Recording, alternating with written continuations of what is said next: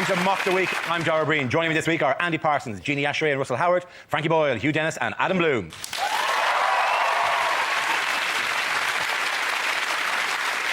We start with a round call. If this is the answer, what is the question? On the board, 6 categories. Adam, which category would you like? Financial news, please. OK, financial news is the category. The answer is 158 years. What is the question? How long was the 100 Years' War if you allow for tidying up?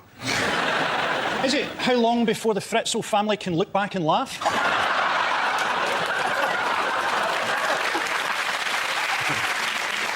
What about in 2010? What is going to be the average age of the first-time buyer? How long would it take me to lick my way out of a locked room? How long will it take my mum to get back from Cyprus after she booked a flight with XL Air?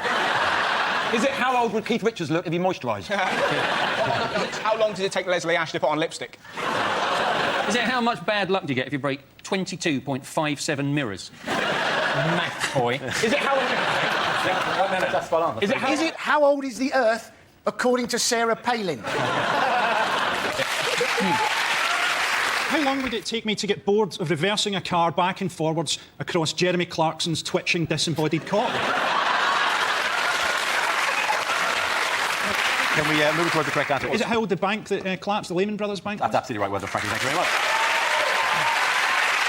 The question I was looking for is how long had the US bank Lehman Brothers, or Lehman Brothers, but I don't know, who cares now, been trading before it went bust this week? This is the news that Lehman Brothers, America's 4th largest investment bank, has filed for bankruptcy protection since their assets have been bought by Barclays. Are we all feeling really sorry for the staff of... For a minute there, I thought you said their asses have been bought by Barclays. They may as well have been, to be honest. And ridden around Canary Wharf like a donkey. Come on, bitch. You're all super talky about how it's a dog-eat-dog world, weren't you, Mr. Trader Man? I feel like, OK, I'm sorry for support staff who get let go and stuff like that, but bankers? Yeah. They're not even going to end up poor. They're going to end up having to sell an ivory figurine of Satan. I'm looking forward to the new version of Deal or No Deal, where Noel Edmonds phones up the banker and there's nobody there. Haven't we learned, though, Lehman Brothers, haven't we learned that brothers aren't very good at banking? Does nobody watch Trading Places? I think what's happened is the Lehman Brothers have had a bet that one of them can get a black guy to be president, right? They've taken their eye off the ball, and they've let this happen. What we need to do is we need to get that crop report off Beaks. The people who I think must be most pissed off about it, because essentially what we're seeing is like the fall of capitalism, isn't it? AIG have gone, Lehman Brothers have gone, everybody's collapsing, Northern Rock has gone. People who must be most pissed off are Al-Qaeda, because they've been spending years doing all this terrorist shit. It turns out all they needed to do was take out some mortgages. Just trade them up. Trailer parks, lots of trailer parks across the USA. They could even have lived in them. Oh, this is much nicer. I've been spending all this time in a cave. By the way, if you are watching and you're a member staff of AIG, you've not gone. That was just part of the... Like, certainly the other two you mentioned have gone, but when Hugh says something about AIG have gone, they've not gone, all right? Chill out. AIG go, this is how I learn. This is how I find out that AIG... Of course, people are watching on the Saturday repeat. Oh, yeah, you're gone by now, yeah. You're OK, you had a good Thursday and then Friday. Whoa, Friday was terrible. So if they're watching it on Dave, they're just stood outside the window of Dixon's as a tramp. Imagine that. Imagine if these bankers become homeless. Imagine them selling the big issue. It'd be amazing. Buy! What shows how materialistic they were is when they found out they were losing their jobs, they went and spent all the credits on their canteen cards, up to £100 on snacks. Yeah. So I love the idea that now there are outside sweet shops, there are men in pinstripe suits going, I will buy or sell wagon wheels. Yeah. These canteen cards, they would charge up like £100 at a time, and then they would go through it over time, right? Yeah. Which is a fine system, I suppose. But then there was a rush on the canteen, so they all bought, like, and whoever was smart got the Twixes. And some people left buying bananas, £100 worth of bananas. If you're so stupid to buy... yeah, exactly. I think the people at home knew what a banana was, but we'll say... It's just in case you didn't. But it does show a certain lack of financial knowledge if you bought something that goes off in 2 days. But I actually heard the other day somebody said, well, it's because of all these ninja loans, and I didn't know that it was no income, no job, and genuinely found myself thinking, why would a ninja need to borrow money? And then I thought it was the most depressing thing ever, just seeing a ninja in a queue, just waiting. Cashier number 1, please. And just seeing, excuse me, can I have money for nunchucks? You know? I can't wait for high street banks to go bust and those like beautiful buildings get replaced by like recession businesses like pound shops. Walk-in safes full of CU Jimmy hats. Can I buy a plastic bucket and spade, please? Yes, if I can remember this 300-digit combination. The most unfortunate person was a French bloke who turned up on Monday morning at Lehman Brothers to be turned away on his first day in the job. Now, the reason he hadn't turned up the week before was he'd actually booked a flight to come to London on XL Airways. And then, when that had gone tits up, he'd rebooked on Eurostar via the Channel Tunnel. Let's just hope his travel insurance wasn't with AIG. Talking about butlers are getting laid off because of this. Something I'd love to see a butler going into the Dole office for the first time. How can I help you, sir? How can I help you, sir? We alluded to which travel company went bust during the week? XL. Is it really, it's the curse of the shirt sponsors, isn't it? Well, I was hoping that West Ham were actually going to keep XL on their shirts, weren't they? Because they actually sewed a little bit of material really rubbishly over the top. Yeah. But when footballers score a goal, they often go like this, don't they? When they scored a goal. I was hoping the West Ham team, when they scored a goal, they just stood very still with their arms out, maybe doing a little bit of taxiing, and that was it. I thought it was a bit ironic, to be honest, that, that West Ham covered over their XL logo because XL was failing and didn't cover over the West Ham logo. Only joking, West Ham fans. I'm not surprised that XL went down. I mean, they were cheap as hell. My brother, wife, and 2 kids all went on holiday to the Caribbean on XL for 500 quid. No wonder they went down. I wish I'd booked a flight with them a few years ago. Was that business class? That was business class. I've got a little tip. If you want to fly business class, right, all you've got to do is put on a really nice suit and get a job. There's a lot of footage of people in Cyprus coming from a resort, right? And they're going, we got to the airport, we didn't know anything about it. And you're like, that's because you're the sort of person who goes on holiday to a Brits-only resort in Cyprus. You don't know anything about anything. You wouldn't know that you had your stomach pumped on Saturday night if your mates hadn't put it on YouTube. So what are they moaning about? Oh, my God, I'm trapped here on holiday in the sunshine with these water slides. Damn you, universe! OK, what have football fans in Newcastle been protesting about this week? Oh, isn't it the fact they've got this owner, Mike Ashley, that they want to get rid of? And they're saying, well, he's a Cockney, he's not really got proper links with the city. And they want to see him replaced by a guy called Sheikh Mohammed bin Rashid Al Maktoum. Mike Ashley, he's made his money, hasn't he, by selling very cheap sports clothes. Yeah. And the protest at the weekend by the Newcastle fans featured a lot of people wearing cheap sports clothes. They shouldn't be kicking him out, right? They should be worshipping him as a god. He's got 500 million quid and he spends time in Newcastle. If I had 500 million quid, I'd be living on a self-cleaning sex yacht. I mean, I just say it would be a phenomenal episode of Wish You Were Here. Only they brought back Judith Chalmers for that one. Judith, how did you find your night on the yacht? I think I was spat at by the sluicing gates. I thought it was intriguing. Do you know what the Newcastle's fan spokesman said about all this? He said, Keegan leak. And it turned out he was having a stroke and no one had noticed. The end of that round, the points go to Russell, Jean and Andy. Now we play a round called No Wheel of News is Good News. This game involves Adam, Andy, Frankie and Russell, so if you could make your way to the performance area, please. This is where we test our performance stand-up skills. We spin our news generator settles on a topic, and anyone can volunteer jokes about the chosen subject. The winner is the team I judge who produce the funniest stuff. Of course it isn't. I just picked them at random. Stop emailing in. OK. OK, let's go. Let's spin the wheel. The first subject is US politics. Who wants to come in on that? Andy Parsons. Now, apparently, a lot of people won't vote for Barack Obama, right, because they think he's a Muslim, and a lot of Americans won't vote for him because they're old and they're white, which obviously just goes to prove that a lot of Americans are either stupid or racist, which in some ways is quite comforting because it's what we'd always expected. We just didn't want to appear stupid or racist. And how come there's all this assassination talk now when we've had George W. Bush for 8 years? Where were they when we needed them? 8 out of 43 US presidents, right, have been killed in office. But the closest we've got to in the last 8 years is a pretzel working on their own. Andy Parsons.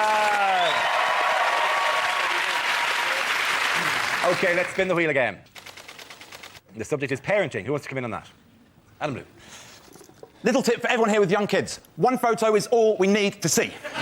One of my best friends had a baby a few years ago, beautiful little boy, Luke. I only have to walk in his front door, I get bombarded with photographs. The worst thing is Luke is standing there. I can see him from most angles already. 36 brand new identical photographs. They're not identical, but they're so similar that if you made a flick book out of them, it would look like this.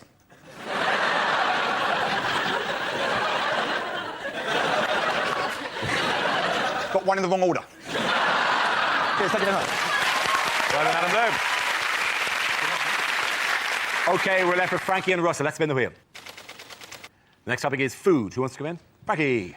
I am full of opinions about food. Seen the government said they want to bring in compulsory dance classes for fat children. They're not going to have the concentration for that, are they? Everybody do the mashed potato. Ooh, mashed potato. Children are fat because we lie to them about vegetables, but we don't go far enough. Eat your spinach, it'll make you strong. These will help you see in the dark. You've left your sprouts behind. You won't be shitting laser beams tomorrow. Don't you want to project the bat signal out your willy?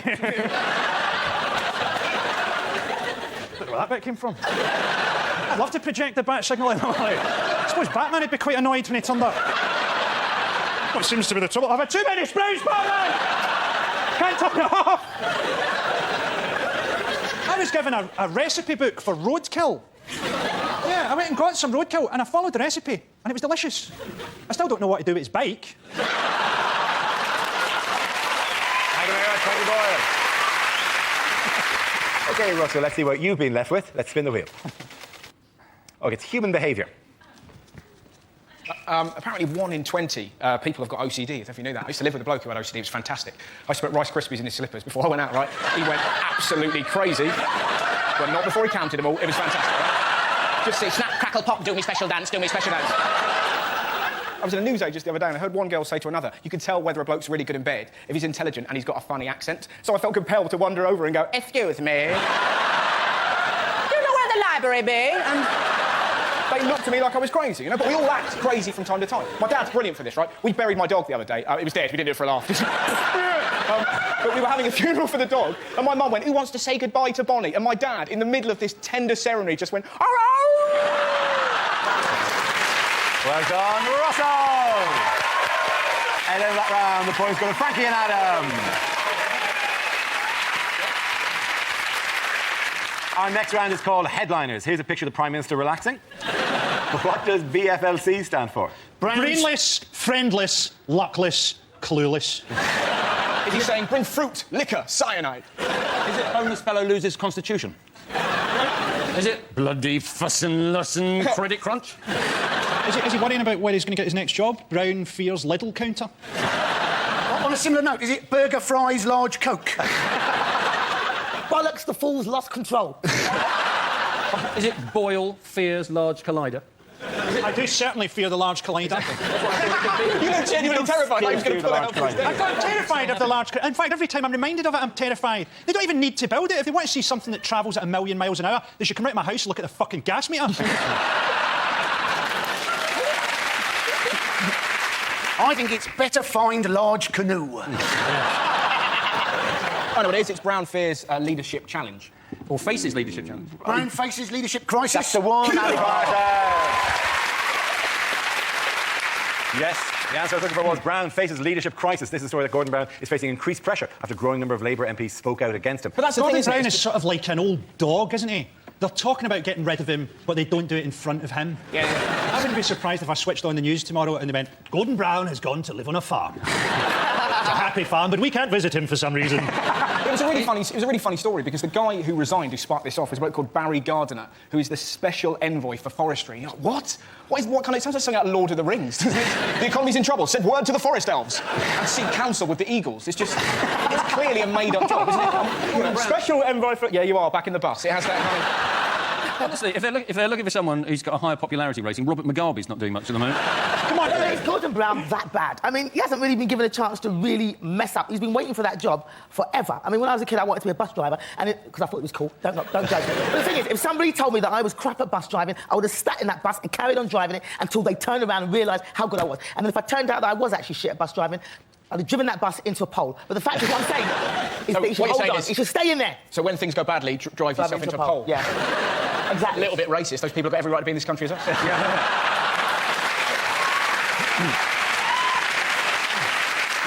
People aren't happy, though, are they, with Gordon Brown? Because they've got less money. You know, those people, essentially everybody's having to downgrade their supermarket, aren't they? Those people who used to shop in Waitrose, they're now shopping in Asda. Those people who used to shop in Asda, they're now shopping in Aldi. And those people who used to shop in Aldi are now rooting around in bins. And the people who shopped in Aldi always rooted around in bins. Aldi was just getting the extras. I always did your main shop in the bins. You can still get shopping in Iceland for under £5, and that's probably because Iceland froze their food before the credit crunch started. They're talking about bringing in a two-piece sausage, aren't they? And people say that's going to be bollocks, but I think it'll have brains in it as well. I'm one of the few people who's going to be better off because of Gordon Brown, because I bet someone £10 I'll only say one thing in this round. I'll give you the tenner now if you want. Meanwhile, what have the Liberal Democrats been up to? Who cares? Yeah. Let's be honest. Let's be honest. Voice of a nation cries out. Who cares? No, it doesn't properly go, because basically what they brought out is tax cuts. That was the general kind of idea. They should just go mad, you know. They're not going to get elected. Just go for wacky things like Kaplunk in every town centre, you know. A robot butler for every one of us. Wouldn't that be great? Bubble wrap as currency. That'd be fantastic. They should make more of a leader's speech. They should have... Right, because they could just do anything. It's not going to make their support go up or down. Exactly. I'd like to see Nick Clegg coming out there naked on a dog lead that's been held by a big gay guy dressed as a minotaur. He shuffles up to the podium on his knees and goes, "Who is the beast and who is the man?" It wouldn't make the slightest difference. Hang on. There was a quote.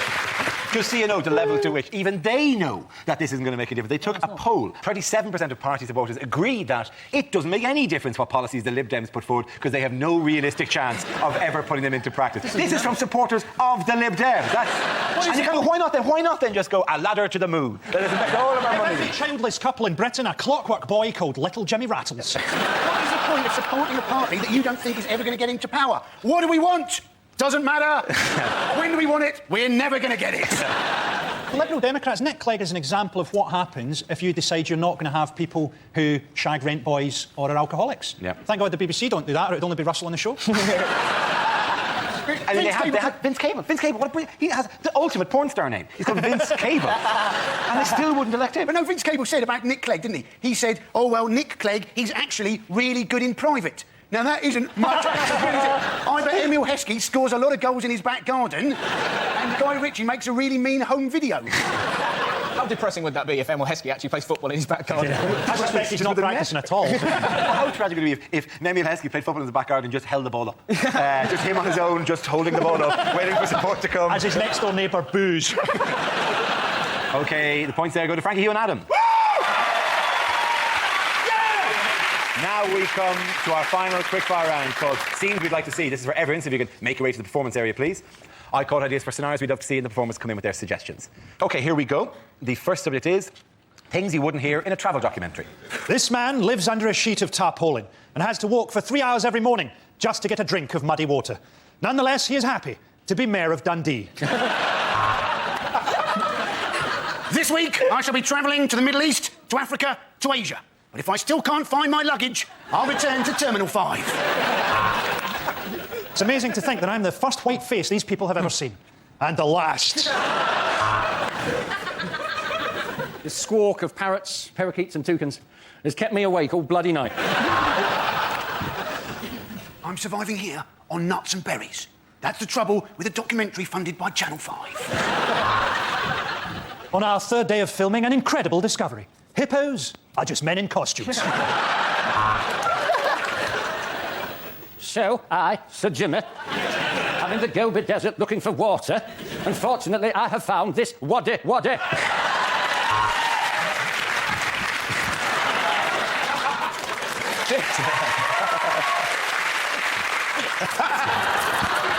Come on, we're not Rod Gilbert. This week we're looking at holidays in Gatwick, because apparently you need a passport to go to Honolulu. Prostitution is rife on the streets of Bangkok, so it really pays to shop around for a bargain. Don't make the mistake I made. Nudists aren't welcome on every beach. Or at the local schools.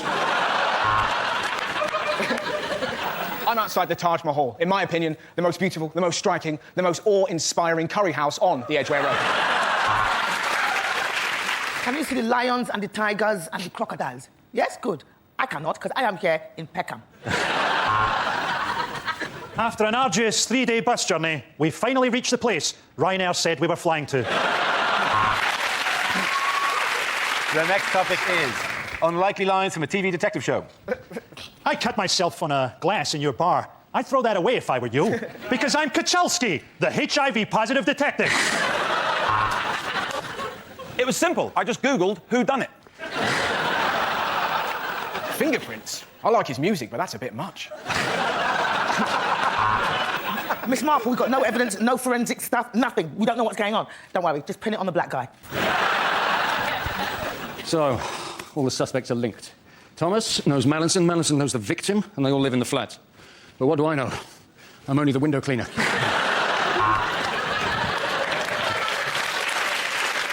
So what can we tell from these bite marks on the breasts? We can tell that I shouldn't be left alone with a body. To be honest, Watson, I couldn't care. I'm coked off my tits. If you think it is Murder on the Orient Express, you should try the shuttle between Glasgow and Edinburgh on Saturday night. Where has Inspector Frost gone? I saw him only a moment ago, leaning on the hatch of that wine bar counter over there. Sure, so there's shit going down in the high rise. That's what you get with crack and blow. But I ain't going to answer no more of your questions, Miss Marple. Michael Jackson, we've been questioning you for days. And this is your defence? You blame it on the boogie? Well, he's got the profile of a killer, see? The end of that round, the points for Frankie Hugh and Adam.